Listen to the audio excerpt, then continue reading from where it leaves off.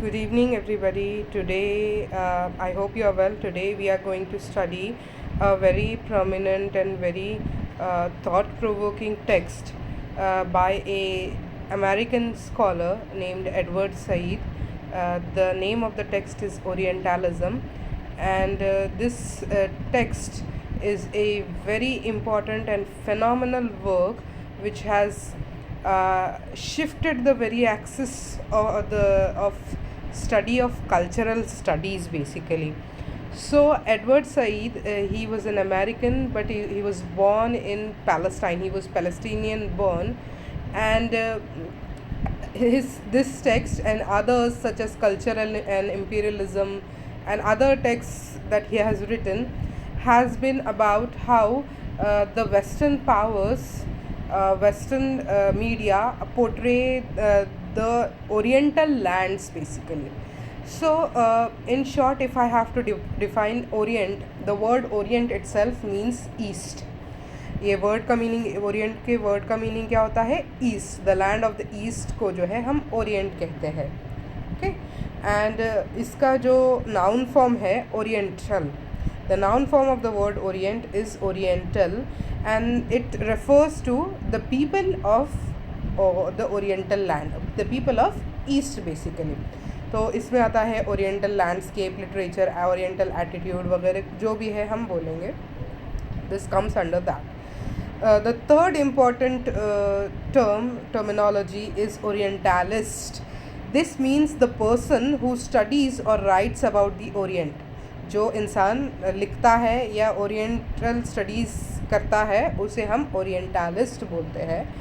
And the theory of orientalism, ये term जो orientalism है, this means the orientalism means academically to signify Western doctrines and thesis about the Orient. Basically, what Western ideas are formed about this Eastern or Oriental land, इसे हम Orientalism की study कहते हैं.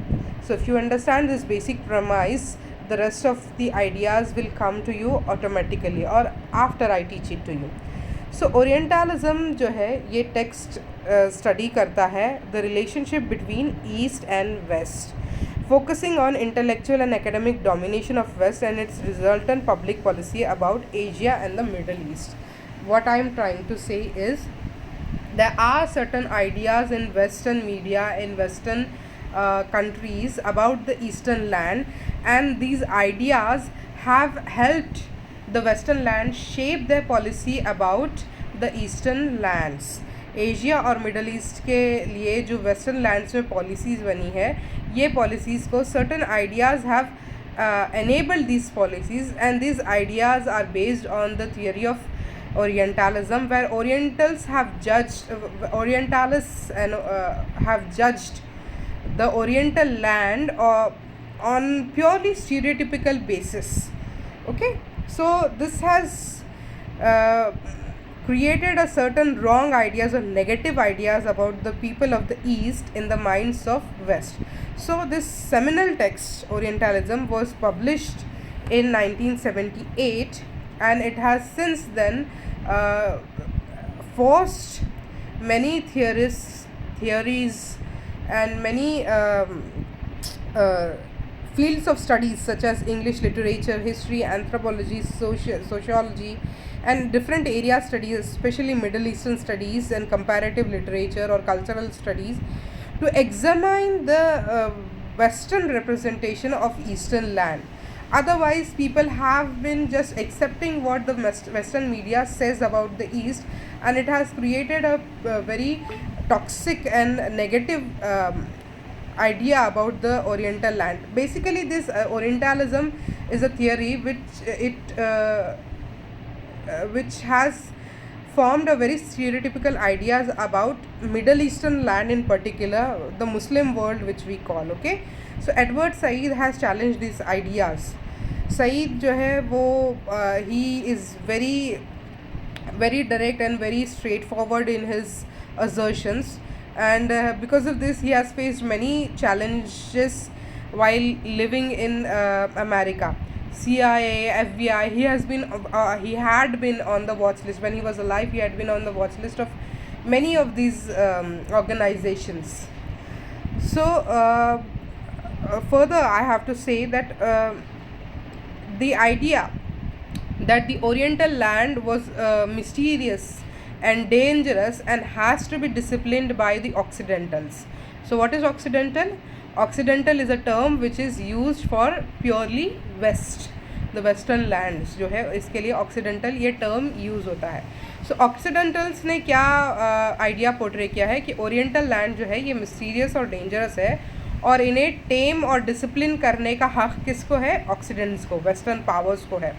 इसीलिए जो है इस तरीके से जो है क्या करते हैं वो कॉलोनियलिज्म को जस्टिफाई करते हैं. They justify by saying that we have to tame the orient, otherwise it would be purely jungle land.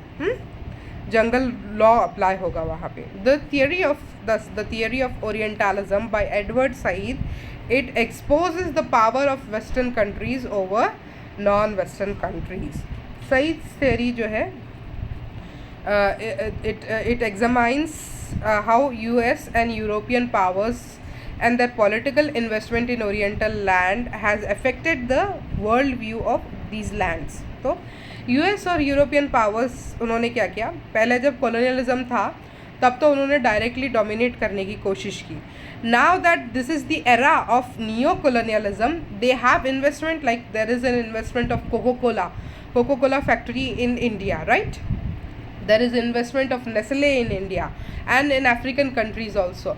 So to exploit these Oriental lands to the fullest, still there are certain Oriental ideologies which has to be propagated, which has to be made available for the Western media to view these Eastern media or Eastern countries in a particular way, so that they can still imperialistically dominate the Eastern lands. So these ideas are challenged by Edward Said in his theories in Cultural Imperialism book also, and in the book Orientalism also. So thus, to get a complete picture of Orientalism, one has to look at Western view of Orient, historical, current, and the difference and similarities between these views of US and Europe. So Said जो है, he has made his arguments about Orientalism in 3 chapters. These are